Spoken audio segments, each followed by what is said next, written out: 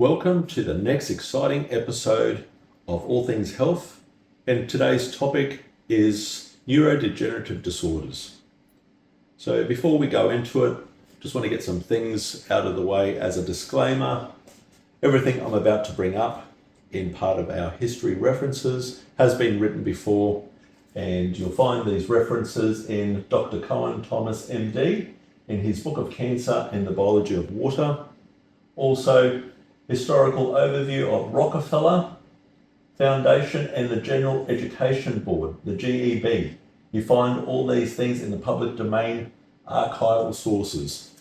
So that we've got this out of the way, I'd like to bring up some topics that I want you to think about as we're going along, because they do have relevance to what I'm speaking about, neurodegenerative disorders, and as they are put together as a nice picture, then you'll understand exactly why I've put it in this structure.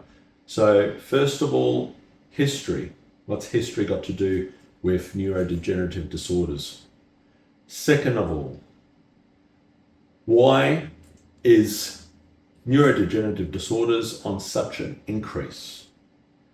What can be done to turn it around? 3, what is SS31? And also, what has our human makeup got to do with why neurodegenerative disorders are on the increase? So let's start with the first topic, and I'll highlight it, and this will then, as we're going along, you'll join the dots and you'll go, that makes so much sense. So I'd like to bring up some history, and why is history relevant?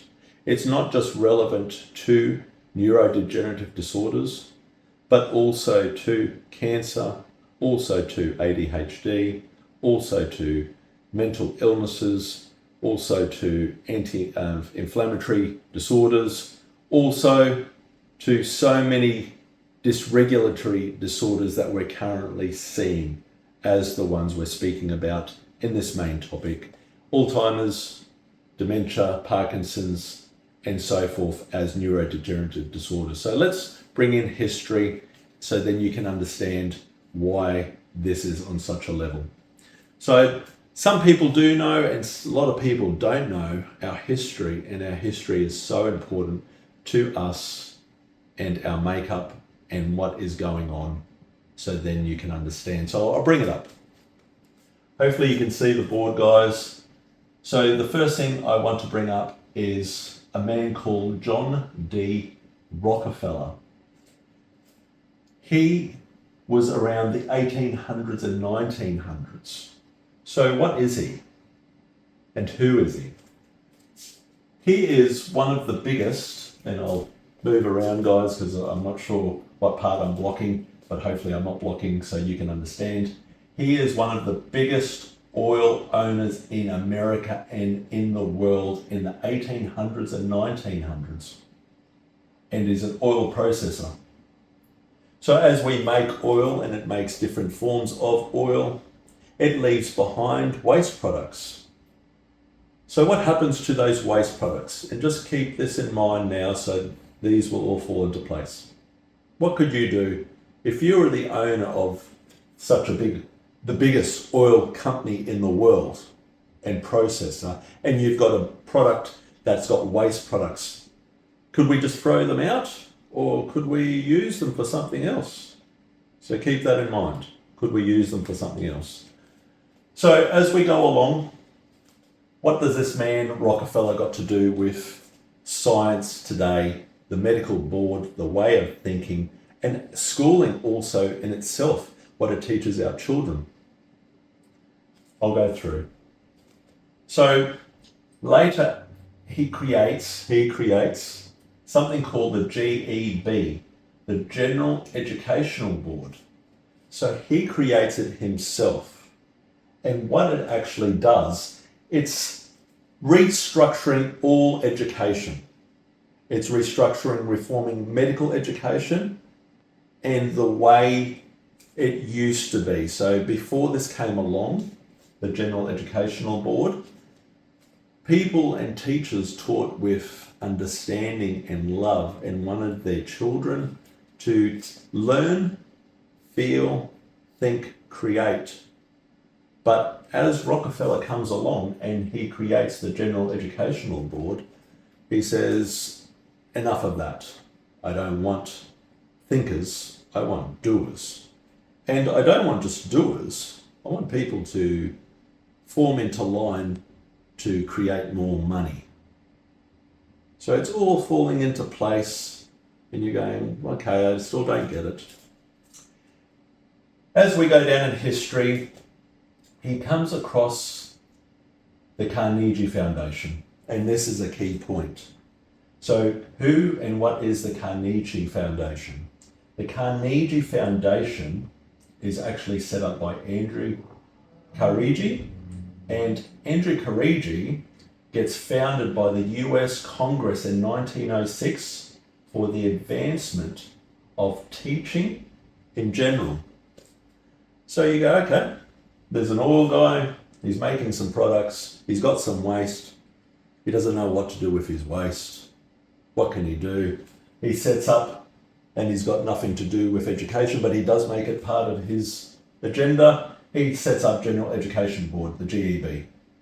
He then becomes friends with Andrew Carnegie, the Carnegie Foundation, which has been passed by Congress. You go, where's all this leading to? So John D. Rockefeller and Andrew Carnegie, by the Carnegie Foundation, set up something very historical in 1910 called the Flexner Report. So the Flexner Report is a report by John D. Rockefeller and the General Education Board, and it's put together and it is stated and put together as the new line of thinking. And you go, okay, what's the new line of thinking? So the new line of thinking is the Carnegie Foundation works closely with John D. Rockefeller, which I've already just brought out, but also together they fund and publish the Flexner Report. It reshapes medical education once and for all. It closes all herbal and naturopathic schools and its teachings once and for all. It says no more of this. What does it bring forth? Once all this medicine that comes forth in this new line of teaching, it's all lab-based and it's all trained and diagnosed by doctors to prescribe medical compounds on this new Flexner Report. And you go, okay, medical drugs. What are they going to do with the medical drugs? How are they going to create them? Where does main base of these medical drugs come from? It comes from the processed oil left behind from John D. Rockefeller. So he has a byproduct, he has a waste product. He goes, I don't want to waste that. I could make some more money possibly out of it. Possibly. I'll leave that in your court, guys.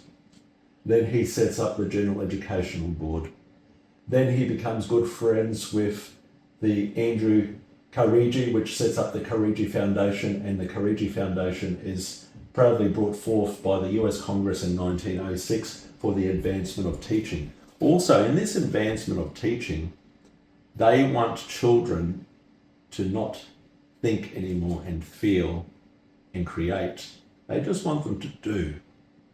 They want them to be workers and follow along in the working process of thinking. So then later, this obviously gets put forward in the Flexner Report in 1910. It gets passed as the new way of thinking that all doctors prescribe drugs and those drugs then treat the ailment. This gets mopped up, the waste products, this gets put forward, and then it puts through a new model which then the governments all around the world and the federal agencies say, yes, we like what we're hearing, we like the new model, it's a win-win situation for everyone.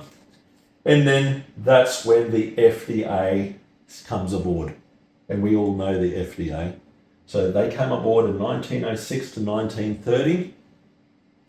Then we later have the NIH and the CDC, 1940 to 1950. And then we have the WHO, the World Health Organization, 1960 to 2000.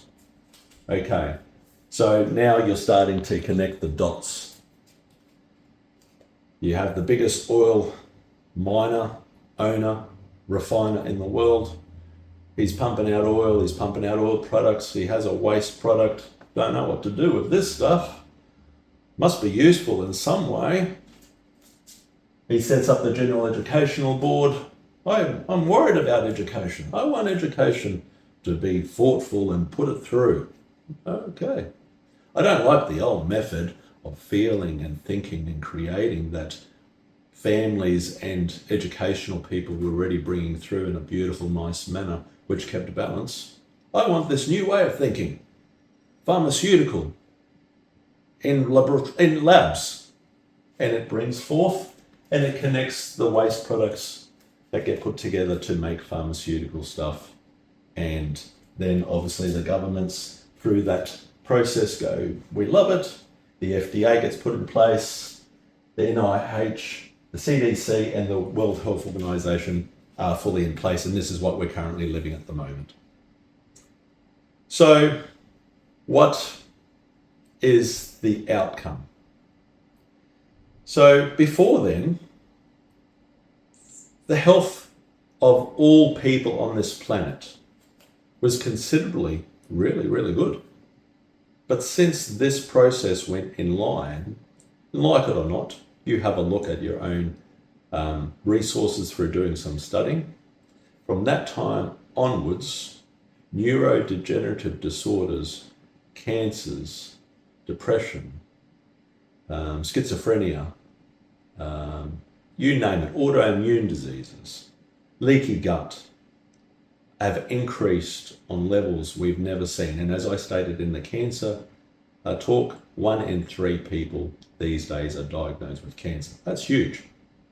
Before that, like I said, especially 100, 200, 300, 1,000 years ago, it was like 1 in 10,000. 1 in even 500,000. So let's spin this board around and I'll draw up some diagrams now.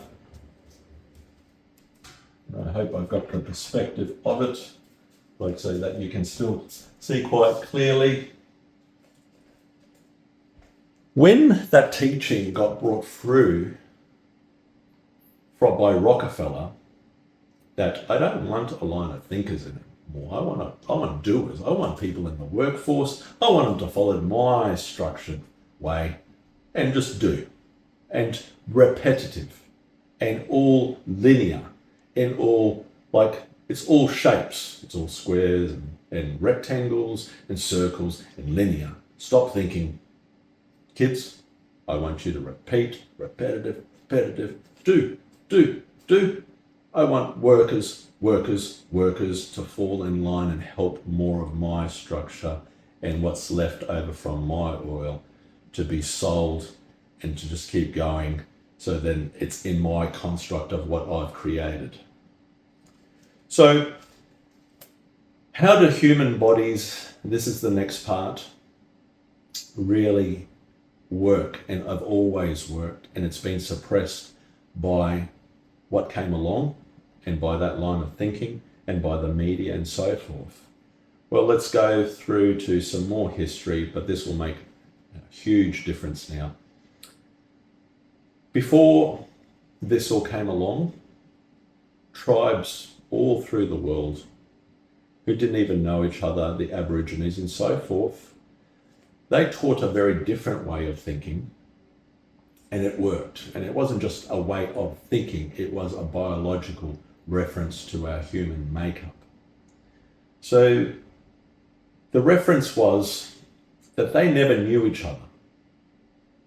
And this was like thousands of years ago.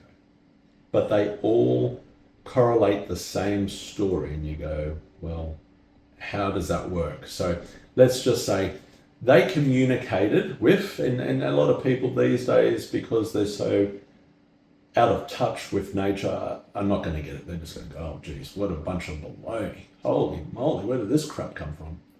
But they communicated with plants. And that's why herbalists have got such an incredible infrastructure of plants to this date due to them. So they communicated.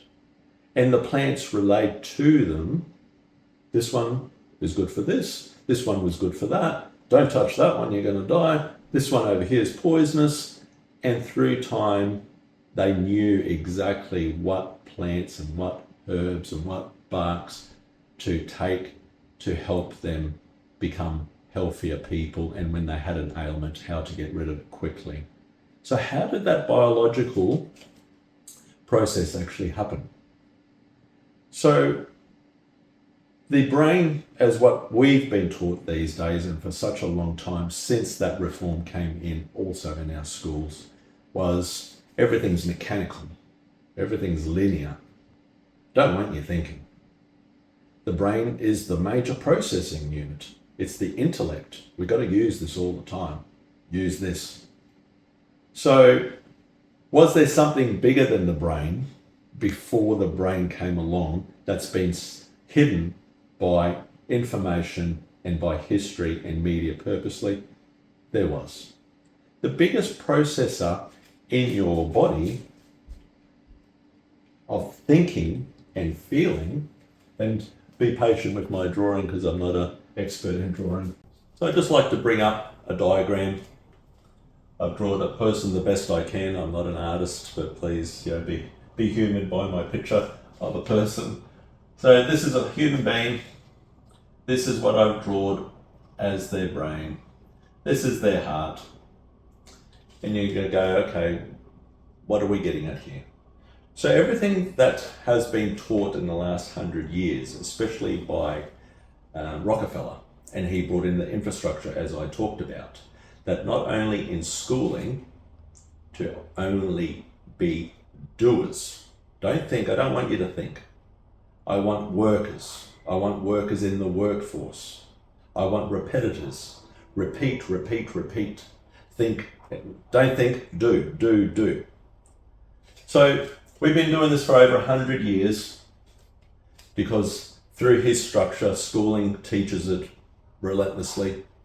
It's all about this. It's all about linear stuff. It's not about nature, and nature is not linear. It doesn't measure things and goes, oh yes, this is exactly 72.8 centimeters, and it's not the way we originally worked. So how did we originally work? So the indigenous people and tribes all around the world prior to the last 100 years and Rockefeller coming in and bringing in this structure, and through the medical system, teaching medical students to only prescribe drugs created from the overstream or byproducts from oil to then fix a human being. So the heart, what has the heart got to do with it? Is the heart just what we've been told for the longest time? It's a pump. It pumps blood around your body and keeps you alive. That's all it does. Is that true? Could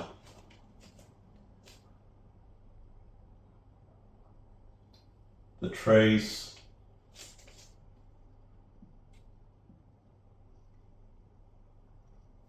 could the sun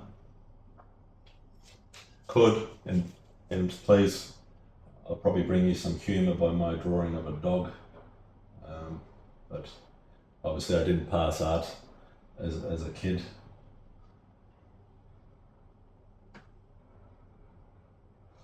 Dog, birds, the sky, the earth, grass, other human beings,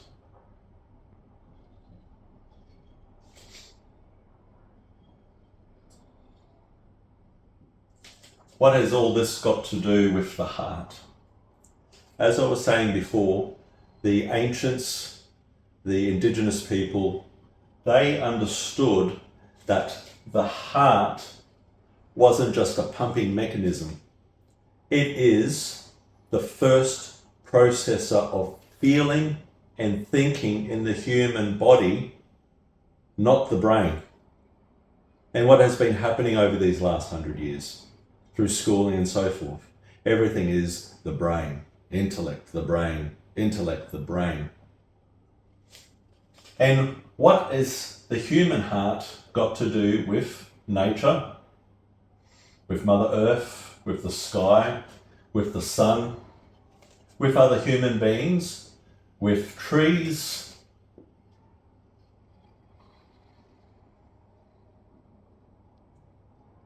With flowers?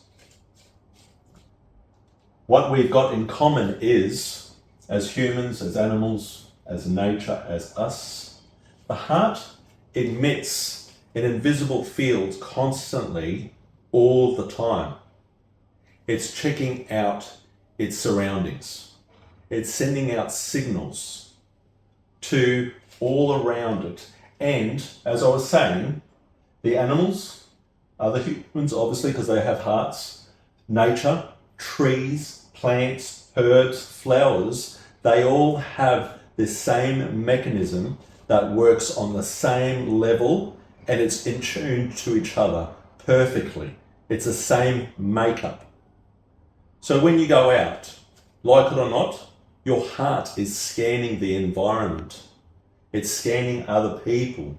And that's why when you go up to them and that, it's just checking it out. Like, I don't know, I don't feel too safe talking to this person. This person seems a little bit uptight. What do you think that is? It is actually your heart sending out magnetic fields, checking the environment. But it's doing that with all its surroundings.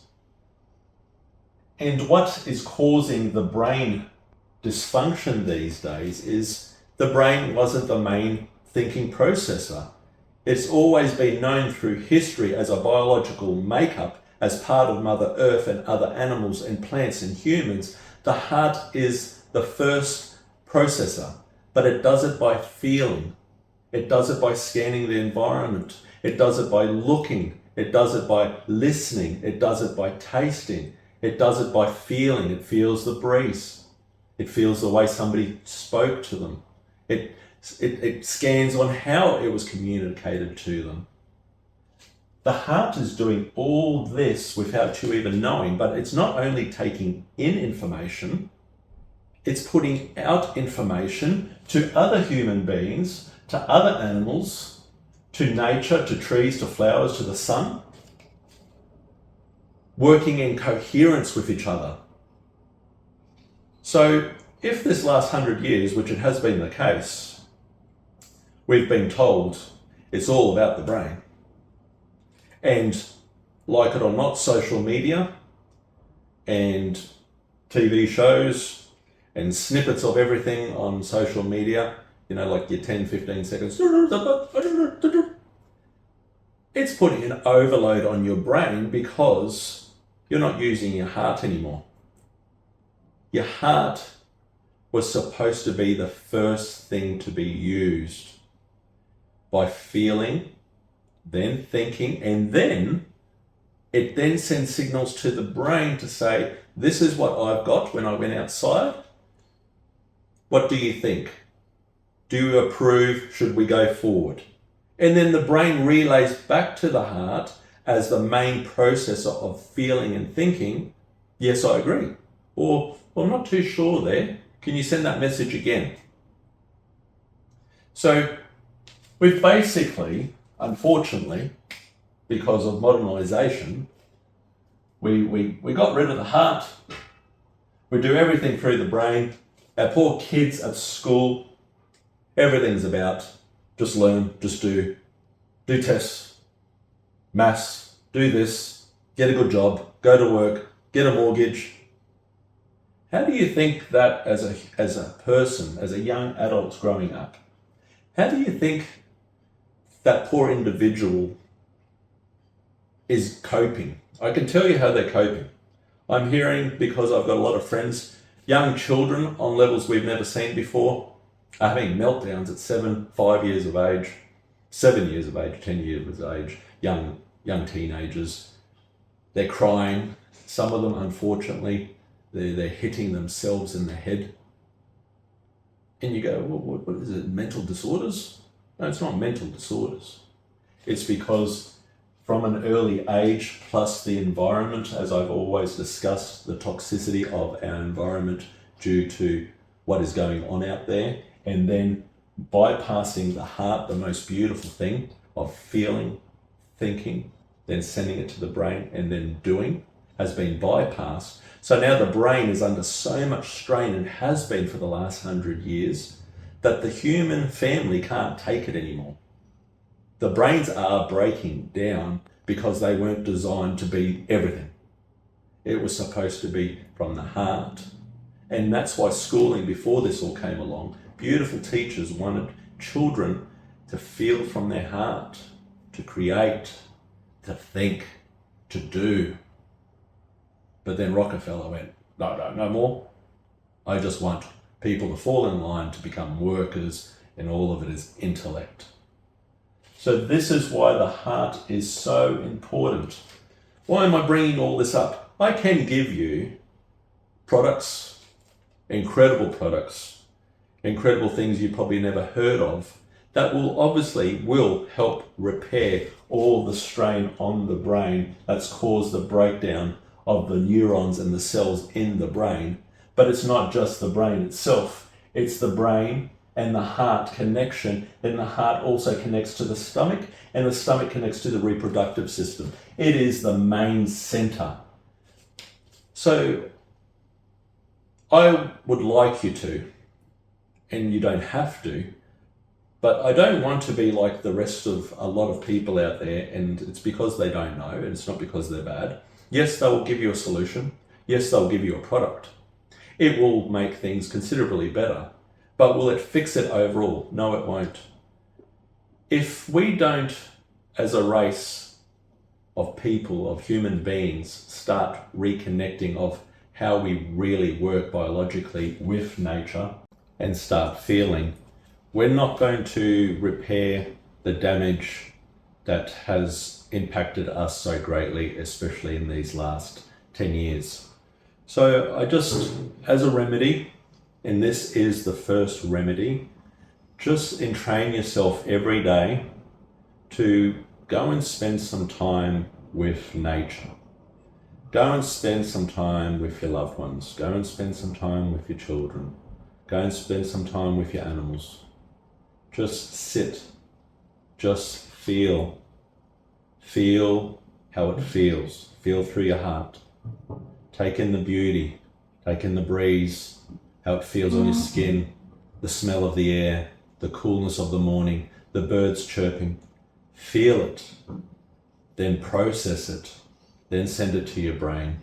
What will happen as you start using your heart all the time in a beautiful way, in a calm and relaxed way of feeling, thinking, it will send new pathways to the brain that will help the brain not be under such a massive load, and help those trillions of wires that have all been activated to be switched off. Some of them just switched off. You don't need you. Switch off, calm down, switch off. But it only can be done by yourself, by teaching your children to reconnect with nature. Just enjoy nature. You watch children when they go and get those little, and I don't know the exact names, I think they're dandelions. So they're obviously yellow, and then overnight they turn into these beautiful little symmetrical snowballs. What do the children do? If there's tons of them, you'll notice children will just grab them and just blow them, because they're feeling the environment, they're feeling nature. They're not just doing, they're feeling it. They're getting so much joy from just grabbing it, looking at it, blowing at each other. They're laughing, they're learning. They're going, this is what nature is. This is what I am. I feel so happy. So if you could really start doing that for yourself every day and doing it with your loved ones and teaching your children, this will start to help the brain not be under so much strain, put in new pathways and lessen the burden of the pathways that weren't supposed to be engaged at such a level. So this is the first line of defense. The next lines of defense I would like to go into, because I've put in the main base, it would be peptides, and I don't know if you've ever heard of peptides, and also products that actually help the brain to heal and to lessen the inflammation. So this is the next things I'd like to go through with you guys. Thank you for hanging on for this long, and I told you it would make relevance. And I really want to teach on all things I'm teaching, the exact makeup of us and the environment as a whole, not just giving you a band-aid that will send the signal to certain degrees back and fix it. But the main process of your human body is so intelligent, which is the heart and all other things connected, it will refuse it after a while. It'll go, that wasn't a solution. Yeah, it was a temporary fix. And that's why pharmaceuticals don't work.